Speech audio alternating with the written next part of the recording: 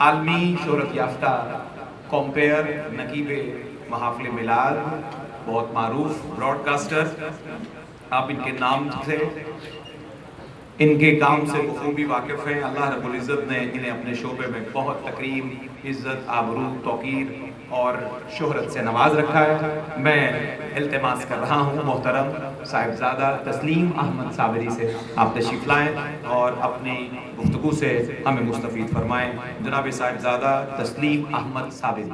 بسم اللہ الرحمن الرحیم، الحمدللہ رب العالمین، والصلاة والسلام علی سید الانبیاء والمرسلین، یا صاحب الجمال و یا سید البشر، من وجہک المنیر لقد نفر القمر، لا يمکن الثناء کما کان حقہ، بعد از خدا بزرگ توئی قصہ مختصر۔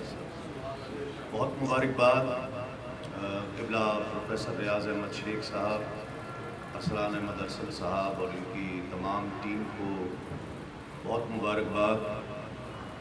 مجھے نہیں معلوم کہ میرے پاس کتنا وقت ہے بات کرنے کو۔ یہ موضوع ایسا ہے کہ جس پر ہم مذاکرے کریں، جس پر بات کریں، اور بات کریں بھی تو کیسے کریں کہ فیس بک نے تو ہمیں بدتمیز بنا دیا ہے۔ پتہ ہی نہیں چلتا وہ شخص کہ جسے بڑے کوئی ضروری بات کرتے ہوئے کمرے سے نکال دیتے ہیں، وہ فیس بک پر اسکالر بنا ہوا ہے۔ نہیں معلوم کہ جو باتیں میں سوچ کر آیا تھا میں کہہ پاؤں گا یا نہیں، اس ڈر سے نہیں کہ آنے سے پہلے شہباز کے بھی کومنٹس آئے، کہیں جانے کے بعد مجھ پر کومنٹس نہ آ جائیں، صرف اس وجہ سے نہیں۔ حقیقت یہ ہے کہ اعتدال ضروری ہے، جس کی طرف ہر مقرر نے اشارہ کیا ہے۔ میں براہ راست ان محافل نعت کے اس سلسلے کا حصہ ہوں۔ آپ جانتے ہیں اور ہماری مصروفیات محافل نعت میں زیادہ ہیں، اور شاید جس طرح ذکر ہوا، ارسل بھائی نے تو اپنی محبت کا اظہار کیا اور وضاحت فرمائی، اور اس میں سراسر خلوص تھا، سراسر محبت تھی، یقیناً محبت تھی، اس میں کوئی شک نہیں ہے۔ لیکن تصور کیا جا رہا ہے کہ یہ وہ لوگ ہیں جو خراب کرنے والے ہیں۔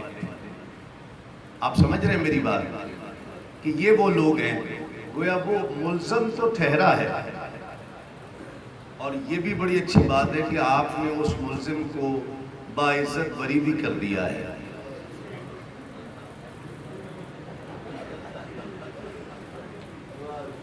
حضور قبلہ، میں بس بات کرنا بھی چاہتا ہوں، ڈرتا بھی ہوں، چھوٹے چھوٹے بچے ہیں میرے۔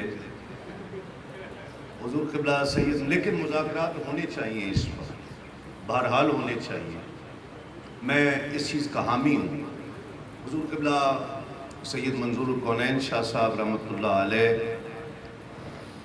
ایک انجمن، ایک ادارے کا نام ہے، ہم ان کی یاد مناتے ہیں، حقیقت میں اپنی عزت بڑھاتے ہیں جب ان کا نام لیتے ہیں، اس لیے کہ وہ شخص کے جسے نبی کے نام پر عزتیں ملی ہوں، اور اس نے تمام عمر جو لفظ استعمال کیا جا رہا تھا کہ اس کام کو مشن کے طور پر لیا ہو، وہ شخص یقیناً اس کا نام لینا بھی میں عبادت سمجھتا ہوں۔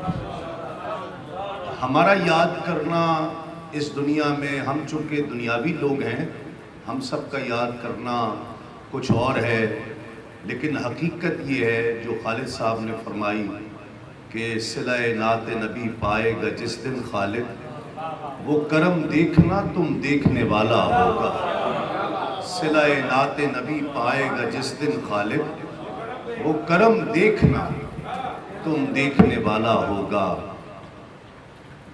گفتگو کا موضوع یہ ہونا چاہیے کہ انہیں یہ عزتیں کیوں ملی ہیں، وہ کیا وجوہات ہیں، وہ کیا خواص ہیں جس نے منظور الکونین کو منظور سید الکونین بنا دیا ہے۔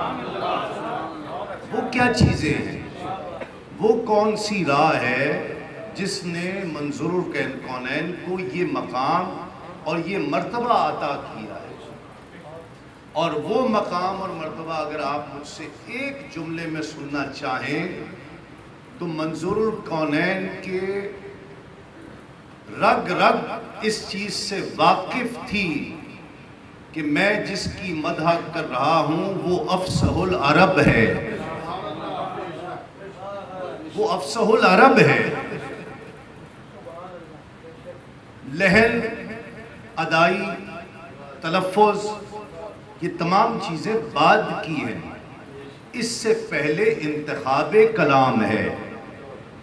آپ اس کی تزیین و آرائش کرتے ہیں، کلام لے کر اس کو مزین کرتے ہیں طرز میں یا راگ میں اور اس کی ادائی میں. یہ تمام چیزیں بعد کی ہیں. اس کا تلفظ دیکھتے ہیں. سب سے پہلے جو چیز ہے وہ تو انتخاب کلام ہے کہ آپ نے اس افصح العرب کی بارگاہ میں عقیدتوں کا نذرانہ پیش کرنے کے لیے کون سے پھول چنے ہیں. یہ تزیین و آرائش بعد کی چیز ہے. اب علامہ صاحب قبلہ چلے گئے، ورنہ میں یہ سوال بھی اٹھاتا کہ تزیین و آرائش کی بات ہو تو درجنوں صحابہ اکرام نے حضور کی نعت لکھی ہے، تو کیا سب نے لہن میں پڑھی تھی؟ یہ میرا سوال ہے.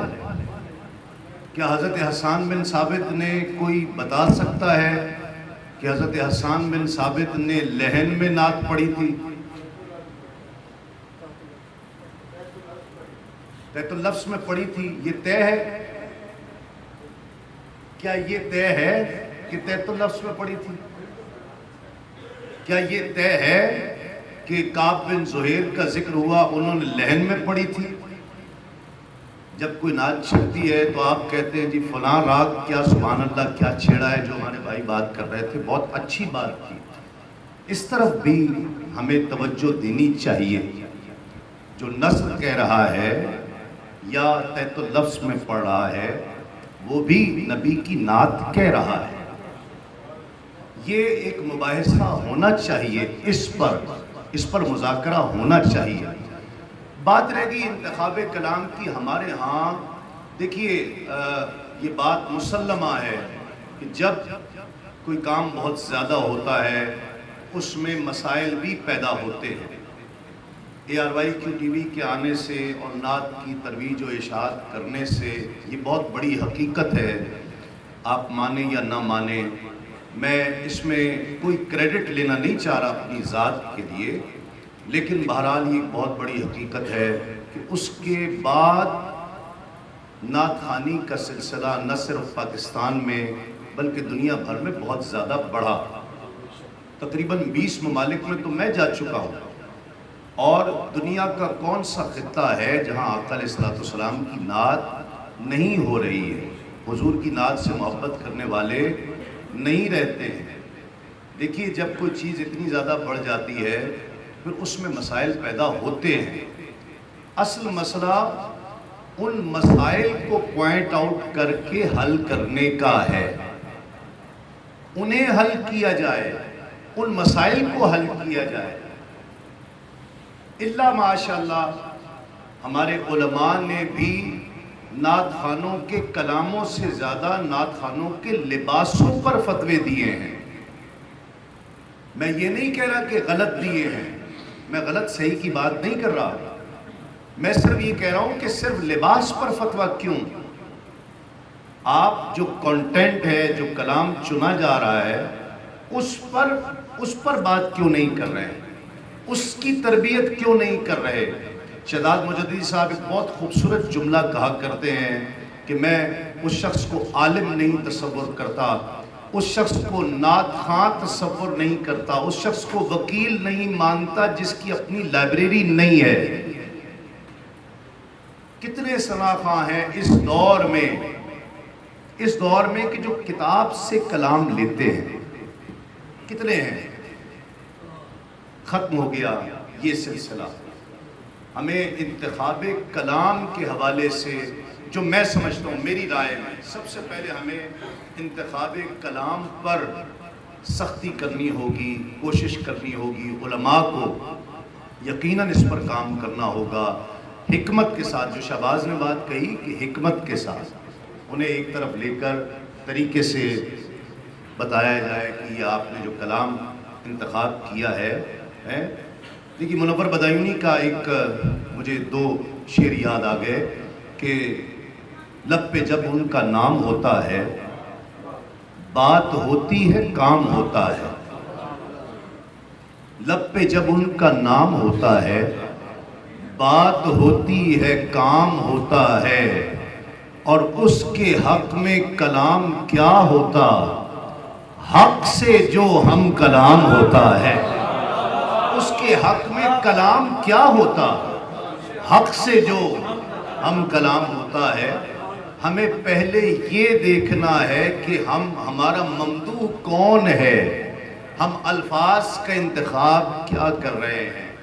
پھر اس کے بعد تزئین و آرائش کے مسائل ہیں، اور جو کہا جا رہا ہے کہ اعتدال کی راہ، تو اگر مٹھائی پر چاندی کا ورق لگا ہو تو وہ اچھی لگتی ہے، لیکن اگر ورق زیادہ ہو جائے تو وہی مٹھائی کڑوی ہو جائے گی، اس بات کو بھی سمجھیں۔ اور دوسری بات، میں اس چیز کا قائل ہوں، حامی ہوں، میں جب کسی کے آنکھ سے آنسو گرتے اللہ اور اس کے رسول کے ذکر پہ دیکھتا ہوں تو اس پر فخر کرتا ہوں، اس پر رشک کرتا ہوں کہ اللہ نے اسے دولت عطا کی۔ ہمارے نور بھائی وہ اللہ نے اس دولت سے بہت فراوانی کے ساتھ سرفراز فرمایا ہے۔ اللہ ان کو سلامت رکھے، ان کا یہ ذوق سلامت رہے، انہیں اللہ نے بہت فراوانی کے ساتھ یہ نعمت عطا کی ہے۔ اور میں نے تو ایک روایت پڑھی ہے، یہ ہے وہ مقام سبحان اللہ کہنے کا کہ سرکار دو عالم صلی اللہ علیہ وآلہ وسلم نے فرمایا کہ جب کوئی اللہ اور اس اللہ کی خشیت میں اور حضور کی محبت میں آنسو بہہ جائے تو وہ سمجھ لے کہ فرشتے نے اس کے سینے پر ہاتھ رکھا ہے۔ یہ اتنا بڑا منصب ہے، یہ اتنی بڑی عطا ہے۔ لیکن میرا سوال، بس میں ایک سوال چھوڑ کر جا رہا ہوں کہ جب حضور نبی کریم صلی اللہ علیہ وآلہ وسلم جلوہ فرما ہوں گے اور صحابہ کرام تشریف فرما ہوں گے اور حضرت حسان بن ثابت نے اور دیگر صحابہ نے یہ کہا ہوگا، یہ سوال آپ سب کے لیے ہے۔ نعت نبی کی کے ذکر پر آنسو بہانا نعت ہے، لیکن اس ماحول اور اس کیفیت کو دیکھیے کہ جب نبی کی نعت پڑھی گئی ہوگی اور صحابہ نے کہا ہوگا اور حضرت حسان نے کہا ہوگا بالخصوص کہ یا رسول اللہ ہمیں بڑی تکلیف ہوتی ہے جب مشرکین آپ کی تنقیص کرتے ہیں، اچھا نہیں لگتا، دل کڑتا ہے، ہمارا جی چاہتا ہے ہم انہیں ماریں۔ ایسی بھڑاس نکالی صحابہ کرام نے، دل دکھتے تھے۔ تو عرض کی آپ مجھے اجازت دیجئے کہ میں ان کے مقابلے میں آپ کی نعت کہوں، ہاں ان کے مقابلے میں آپ کی مدح بیان کروں۔ جب مدح بیان کی ہوگی تو صحابہ روئے ہوں گے یا رسول اللہ کے نعرے لگائے ہوں گے؟ یہ تمام چیزیں نعت کا حصہ ہیں۔ آنسو بھی ہم نہ حسان کو اس نعت کے شعبے سے نکال سکتے ہیں، وہ ہمارے اصل نعت بھی بہت زیادہ یہ الفاظ کہے جانے لگے کہ بس وہ جو حضور کی مدح ہے، حضور کے حسن کی بات ہے، حضور کی سیرت کی بات ہے، حضور کے کمال کی بات ہے، وہ اصل نعت ہے۔ واجد صاحب یہ کہا جاتا ہے کہ یہ اصل نعت ہے، تو پھر آپ مولانا جامی کو کہاں لے کر جائیں گے جو نسیمہ جانب بتا گزر کن اپنی کیفیات بیان کر رہے ہیں؟ اعتدال ہونا چاہیے۔ میں ارسلان صاحب کو بہت مبارکباد پیش کرتا ہوں، اور جس طرح انہوں نے محبت فرمائی ہے اور اس سلسلے کا آغاز کیا ہے، یہ سلسلہ تھمنا نہیں چاہیے، یہ تحریک تھمنی نہیں چاہیے، اس پر مزید محنت ہونی چاہیے، اس پر مذاکرے ہونے چاہیے، باقاعدہ قابل لوگوں کا، ڈاکٹر خورشید رضوی صاحب جیسے لوگوں کا، علماء کا اس میں ایک بورڈ بننا چاہیے کہ جو یہ طے کرے، اصول طے کرے کہ نعت کا انتخاب کیسے ہونا چاہیے، اسے پڑھنا کیسے ہے۔ اللہ کریم ہم سب کی حاضری کو اپنی بارگاہ میں قبول